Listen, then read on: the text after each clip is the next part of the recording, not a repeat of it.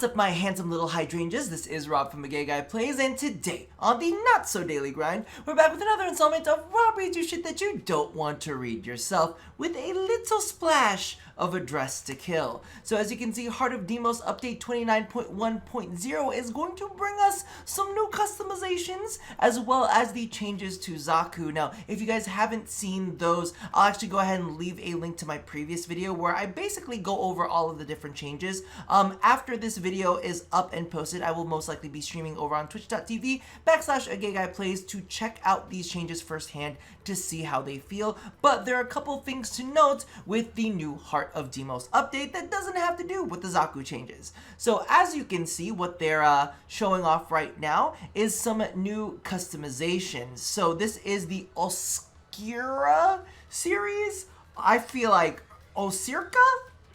I don't know. Listen, let me know how I pronounce it down in the comments below, because I'm fairly sure I did it wrong. So we got a new batch of cosmetics, a bundle that has everything. Of course, there is a new armor set, a Sayandana, and then we have, at least if I did the math right, we have 2 melee skins, a staff and a sword. We have 2 secondary skins, which is a pistol and a thrown blade skin. Then we have 2 primaries, which is a rifle and a bow skin, as well as a Sugatra, and of course the armor set also has a Sayandana to go along with it.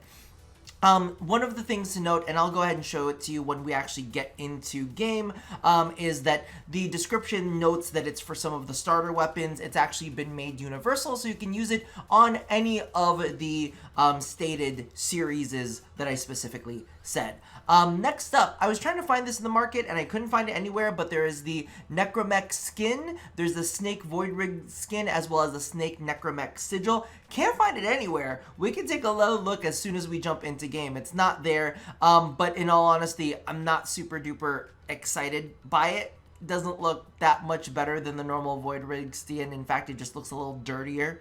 And I don't need that many dirty things in my life. Listen, I didn't buy myself a Dyson for no reason. I lied. Technically, my mom bought it for me, and then I bought her some Sephora skincare in trade. Anyway, moving along. We also have the Velocipod K-Drive skins. Like, y'all, if you like them, they come in several different shades, which me personally, I couldn't give a crap about because I don't really want to fly around on bugs.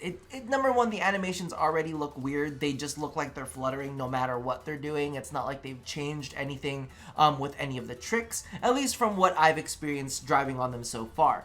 Next up, this is actually a big thing, the Great and Smallening Phase 1. This, to me, is probably one of the best things with this update. This update is a bit larger than normal, 6.9 gigabytes, because it contains the first phase of our efforts to try to save you disk space. I really had to, like, enunciate that disk because I had a little gin and tonic before this. Otherwise, a different word would have come out.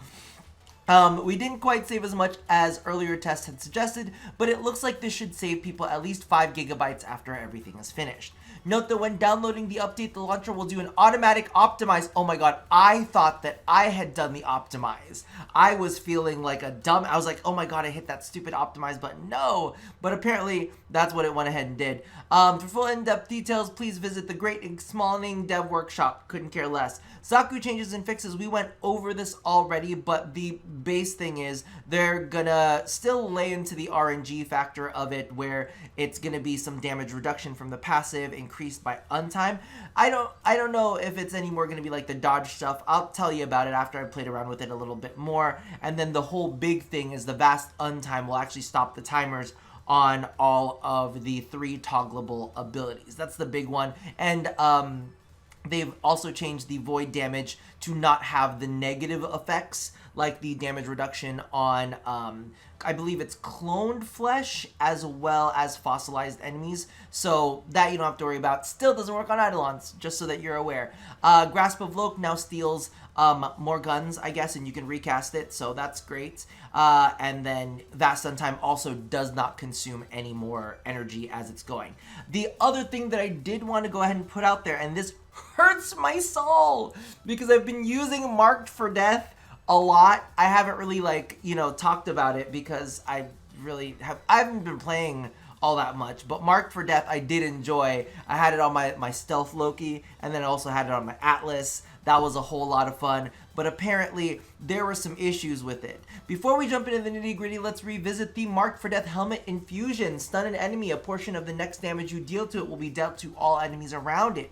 It's important to note that this description means a portion of the next damage, which was always our intent, meaning we have some bugs to fix and explanations to make on the next steps here. With Marked for Death now in the wild and being experimented with, it was apparent to not be working as intended by overwhelmingly nuking enemies left, right, and center when combined with certain loadouts and due to certain bugs. Ooh!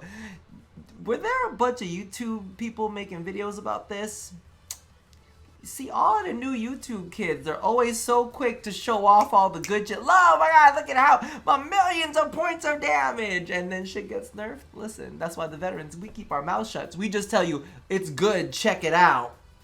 And we don't say much else about it. Anyway, we recognize the players who bought this forward with understanding that it needs to be addressed. Let's get into the meat of it. Fixed mods applying twice to Marked for Death damage portion dealt in AoE. Fixed base damage using the health and shield damage dealt and not capped at the health and damage shield the target had prior. E.g. enemy with 5 health gets hit by 100 damage and not 100 and 100 damage is shared in AoE. It should have just been the 5. Ooh. Radial damage was never meant to exceed the target's health, and this was our bad. The desired strategy we wanted players was prioritizing tank units like heavy gunners to do AoE clears, since heavy units have more health than normal. Thus, the radial AoE would most likely be lethal, not just normal units. This issue, combined with numerous bugs of mod stacking, meant this was way overpowered. A key part of reviewing these changes will be ensuring that players understand that the best case scenario we envision for the power is targeting high health enemies to do radial damage to weaker enemies. I'm gonna put this out there. That's cute. But what about adding like a damage amplification to it as well, so that enemy takes bonus damage? Just saying. I mean, y'all nerf the thing, so why not like really lean into the single target, you know, taking a lot of damage in the next step and just like weakening them for that next hit, right? I'm just putting it out there. I just think it might be a good way to bridge the gap. Remove critical chance from Marked for Death radial AoE. Cap damage multiplier stats to 75% and normalize damage type mults. There is an example of normal. I don't want to do that's math. I've just been drinking. Don't want to deal with it. Fix Marked for Death with arcane trickery, triggering invisibility almost every time because each enemy hit by the AoE has its own 15% chance to activate arcane trickery. Damn it! Why do you kill the fun things? Oh. You know, you find good things, you play around with them, they go away. Then there's conservation changes and fixes, Necramech changes and fixes. This one's actually pretty good. Currently, there's a 3-minute cooldown on every use of the Necramech summon gear item. We've changed the cooldown behavior of the Necramech summon to reflect the following, which I think is actually really fantastic. If the player's Necramech is still active, then the Necramech summon only has a 10-second cooldown. Summoning it in this way will move the Necramech to the player's desired position, but not restore its shield's health energy. If the player's Necramech has been destroyed, then the Necramech summon has a 3-minute cooldown and will have its shield health energy refilled upon summon. I really like that. Reduce the Necramech's shocking iron ability sound loop. That's good. And I think that's basically all of the things that are worth talking about. It does feel like they've also kind of like given a little bit of a buff to the spectralatum, whatever.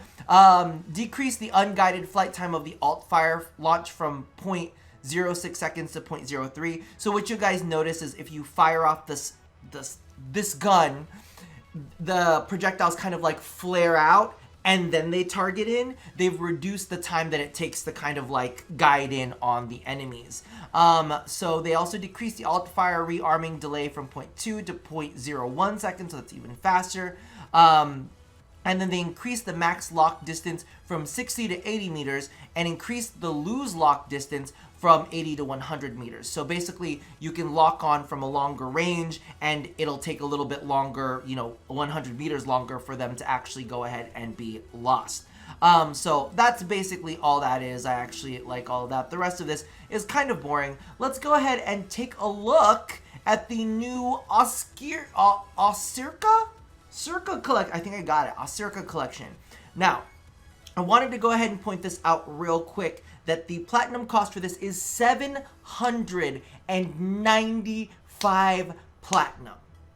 795 platinum.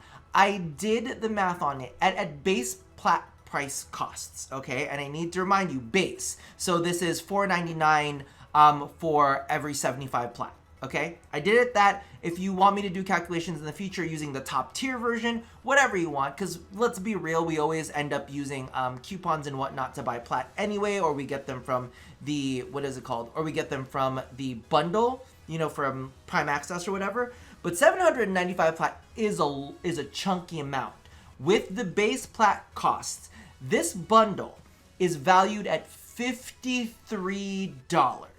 Okay, so when we take a look at everything, because I will be complimenting things in this bundle, I want you to think to yourself, is this bundle worth $53 at base cost? Now, on sale, if you bought the plat for like 50% off, that would be what? $26.50? Something along those lines. So, I mean, listen, the value is all yours. And I also want to go ahead and throw this out there. Snake for the Void Rig. Void Rig. Nope. Necramech. See, I could get the Necramech slot, but not the actual Necramech skin. So I was not able to find it in game. But anyway, let's go ahead and take a look, and you can already see that there are issues I have with this. Okay, so let's look at the appearance. So this is going to be the Circa skin. Now, I'm going to say it right here. The chest piece, that's a lot. The shoulder pieces are actually not too bad. I actually like the little kind of like detail that they have on like the center bit. It's like a nice little embellishment. The shape is definitely strange. But yo, those knees though. What is going... That's a lot of knee.